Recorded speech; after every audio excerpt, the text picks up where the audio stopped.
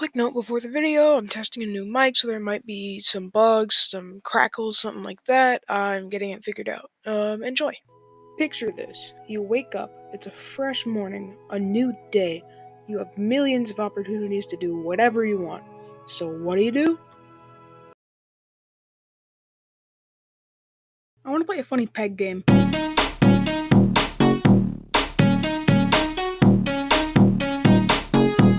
Oh, the wondrous world of video games. Statistically speaking, if you're watching this, you've probably played or heard of a video game before. I know, it's crazy, but there's many types of games. You could say there's something for any person out there. With there being so many games, a lot of people don't like certain types of games. For example, a Minecraft player probably doesn't play too many shooters. But there's one type of game that everyone can enjoy. Casual games. I know. Come back. Don't leave. Sit down, stay. Okay. Anyways, casual games are normally not very complex. They keep it simple. You don't need to have a big brain to play it. You could be a kindergartner that shoves crayons up your nose and you would still know how to play a casual game. The market for casual games is very open, as they're so simple they can be put on mobile devices, consoles, PC, anything that bleeps and bloops, you know casual games are going to be on there. Now because of this, one company came out supreme in the casual game market. Above all others, we're talking about PopCap Games. With hits like Bejeweled, PopCap Games knew what they were doing. Their popularity was skyrocketing, and they needed a new idea fast. This person here was inspired by the simplicity but addictiveness of pachinko machines you'd normally see in a casino. But then they realized it's mostly luck-based, and it's not much fun to do, not very skill-based, so they wanted to make a game with the elements of Breakout, but also a pachinko-styled game. After toying with these elements, they realized having a static field of pegs, with some of them being pegs you need to clear in order to clear the level, was a fun concept and people enjoyed playing it. They built on this. They designed levels requiring you to clear all orange pegs. They drew background art, made sound effects and music to make it a full game. They almost designed this game themed around the mythical god Thor. During this time they called it Thunderball, and it was a darker theming in the game. Eventually, they realized they wanted to make it more family-friendly, so they decided to go for a lighter fantasy theme. Now, what was this project called? Peggle. No, that name sucked. Nope, let's try Pogo. Oh, never mind. How about Peggle? Thank you. I'll be here all night.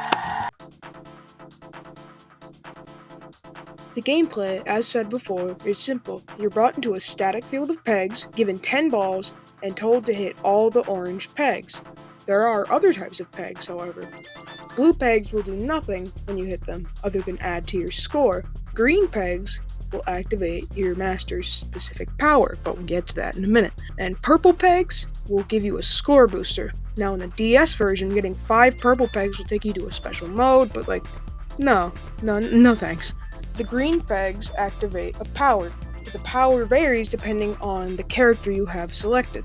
The characters are as follows: Tutorial Man, Nut Man, Pyramid Man, Explosion Man, Frenchman, Spooky Man, Flower, RNG, Fireman, corrects you more than a Twitter user, and not real. All this was applied to levels, laid out in sets of 5 and put into 11 or 12 different stages depending on the game you're playing. The final stage is the Master Stage. Not very tougher levels, but still, some have awesome concepts. Beating the Master Stage will grant you the Peggle Master Award, which is fundamentally a credits sequence. With a challenge mode and a multiplayer mode on the side, that is the entire game. Now you may be wondering, how is this so fun to play? Why do people keep coming back? Well, let me just show you what happens when you beat a level.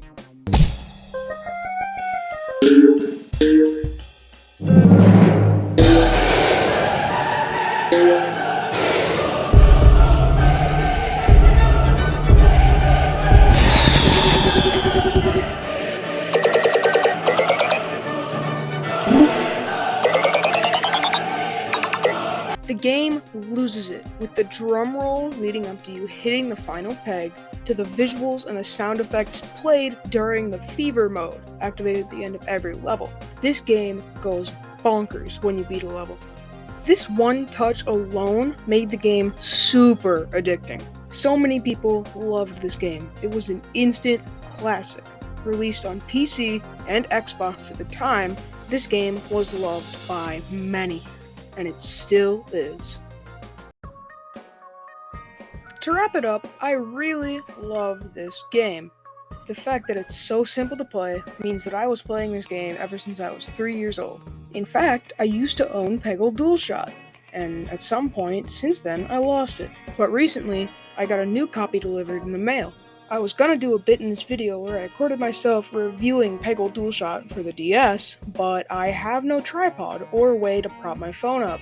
So here's a picture of the case, a picture of the game running on the DS, and a picture of what's inside the case. Wow, so cool. Now you may be wondering, when will I do a review on Peggle 2? Okay, now you can get out.